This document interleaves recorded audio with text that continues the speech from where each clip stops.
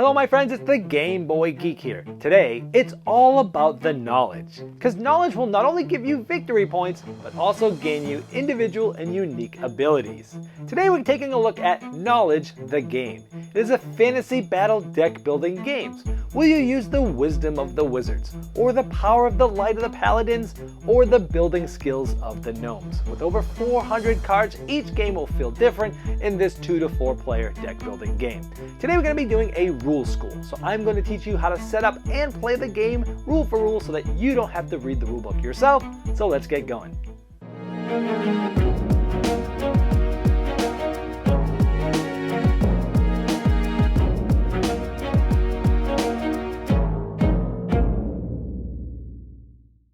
Knowledge the Game is a fantasy battle deck building game for 2 to 4 players, where you'll be spending mana on cards and as stones to be able to afford knowledge. Not only does knowledge give you points at the end of the game, but these cards also give you different abilities that you can use throughout the game.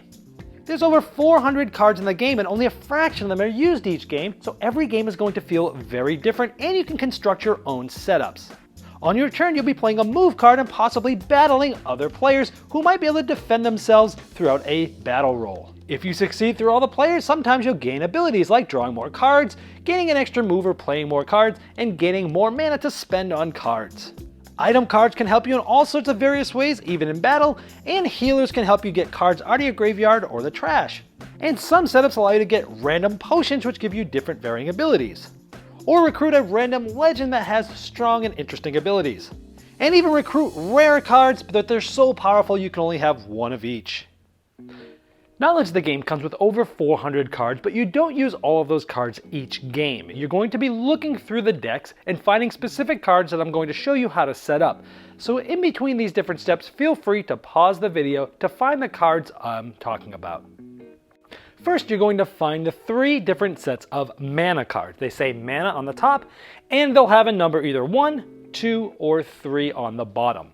You'll find those cards and place them in the respective piles, 1s in the pile of 1s, 2s in the piles of 2s, 3s in the piles of 3s, and leave them face up just like this. Next, you're going to find both the 4-cost knowledge cards and the 8-cost knowledge cards. Now, both of these have the respective numbers in the upper left and in the bottom left for 4-cost and for 8-cost. Once you have them separated by 4-cost and 8-cost, you're going to take a specific amount of them depending on the amount of players that you see in this table. For instance, if this was a 3-player game, you would take 11 of both of those, keep them in their respective decks. You would then shuffle each of these decks independent of each other, and once they're shuffled, you can place the knowledge card on top of them so that you have a 4 knowledge and an 8 knowledge, and these cards are all the respective cards, but face down. Next, you'll place those decks just as you see them, just to the right of the mana cards that you've already laid out. Then you'll find the card that says trash, and you'll put it just below those cards as shown here. Next, you're going to find a series of different cards, and you're going to be putting them next to each other. Now, each of these decks has the same cards, so all of this deck are all cost 3 and all say Knight on them. Every one of those Knight cards are here and used. You'll do the same for the Mana Thief, the Trap, and the Keep. And as you start putting them next to each other, you'll want to line them up with the first row next to the mana off to the left. Then you'll be creating a second row of cards. All these ones are going to be 4s. We're going to have the Assassins, the Griffins, the Paladins, and the Temple. And for the final row, these are going to be all a cost of 5. You're going to get the stack of Wizards, the Warlocks, the Giants, and the Dragons. So at this point, the middle of the table should look something like this, where everyone can reach and see the cards. You'll then take all of these nice, beautiful mana stones and place them in the middle of the table where everyone can reach them. Now we're going to set up the players' starting decks. Find the 3 different 2-cost knowledge cards. These are going to be Culture, Magic, and Survival. Each player will get 1 of each of these. If there's any cards left over of these, you can replace them back into the box.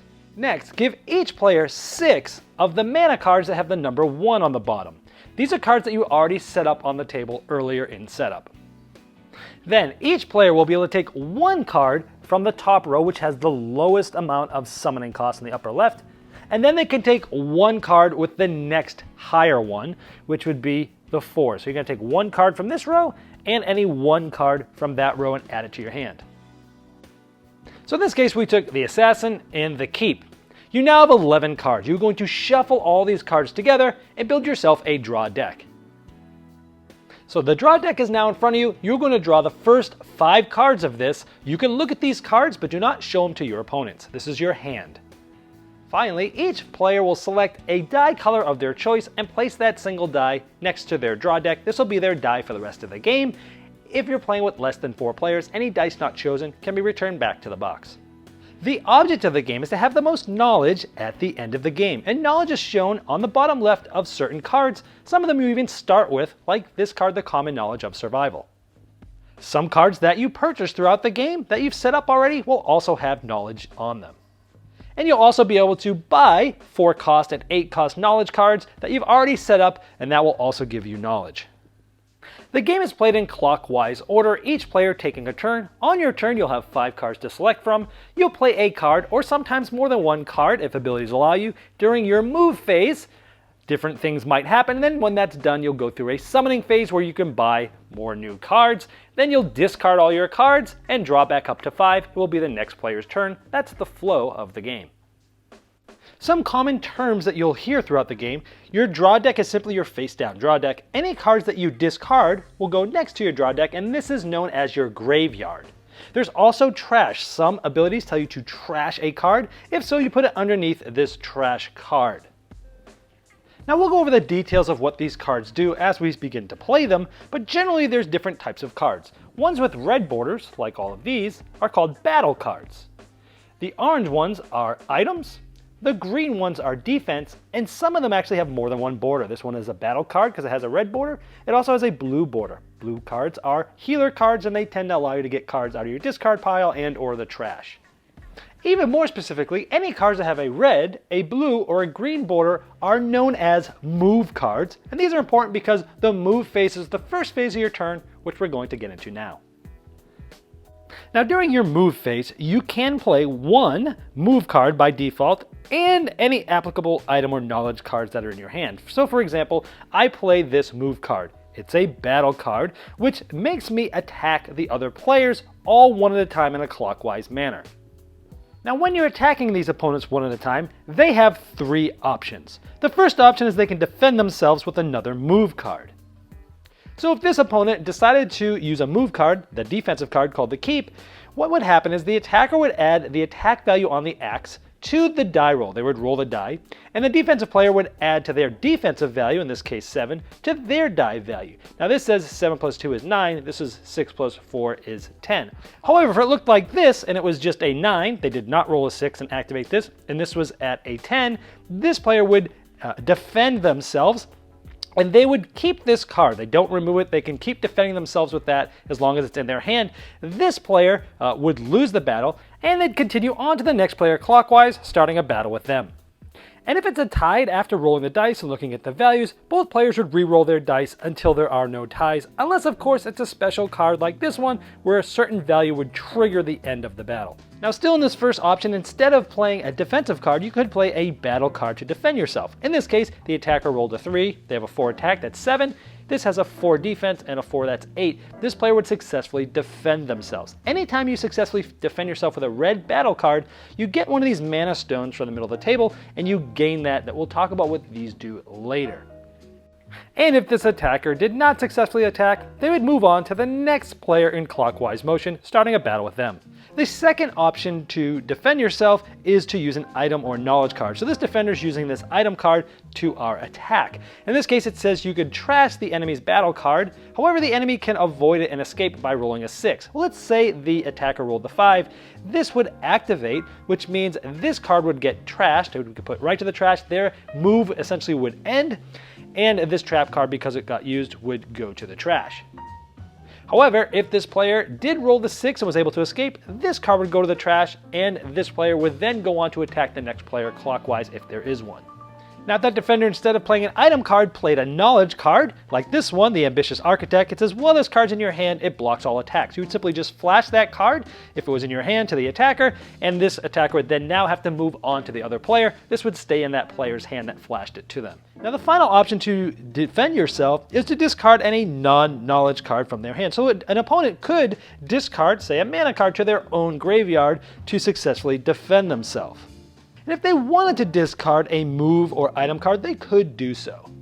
Also keep in mind you might be able to play certain knowledge cards with your attack. For example, if the attacker was using this and they had this card in their hand, it says while this is in your hand, your battle cards cannot be defended by a defense card with a summoning cost of less than 4. We haven't gotten to the summoning cost yet, but it is up here. This is a value of 3. It's less than this. The player could not use this to defend if you were able to have that card in your hand on the turn that you played this specific attacking move card. So that attack continues to each of the opponents unless they are defeated, which then this card would go into the graveyard and they would essentially end their move. However, if they're able to successfully attack everybody, if it was a red battle card, they then get to use these abilities. And in this case, they would get to draw one card from their draw deck, they would get to play another move card, and they'd get an additional mana when spending it, which we'll get to in the summoning phase in just a moment. Keep in mind that only the red battle cards need to be successfully attacked all the way through all the opponents in order to use these abilities. This is a move card. If I played this as my single move card, it's a defense card, but I would automatically able to draw one card, do an additional move card, and have an additional mana while during the summoning phase.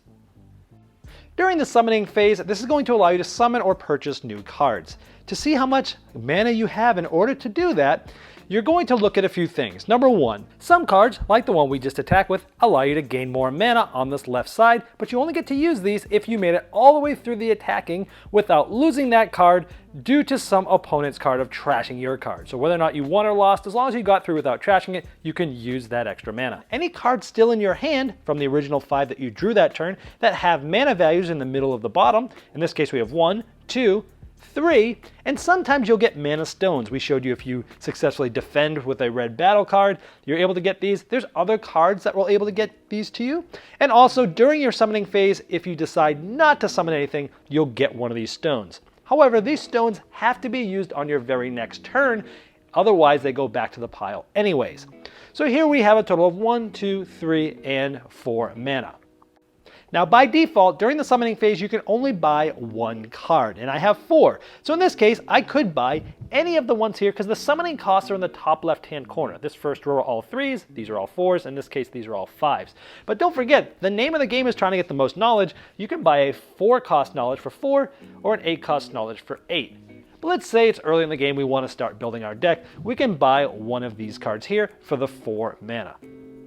So let's say we go ahead and buy the Griffin. So I would have spent these, placed them to my graveyard, placed this back into the supply.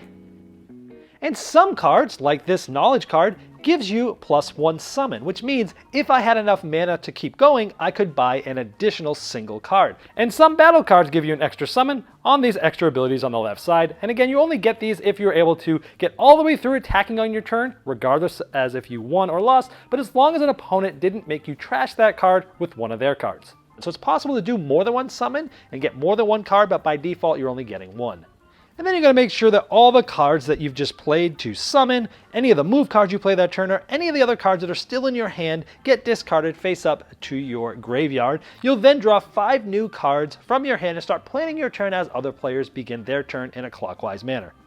If everyone drawing up to 5, you cannot get to 5, meaning let's say this was the first card I drew. I need 4 more. I would take my graveyard, I would shuffle it up, this would become a new draw deck, and I would draw up so that I have a total of 5 cards.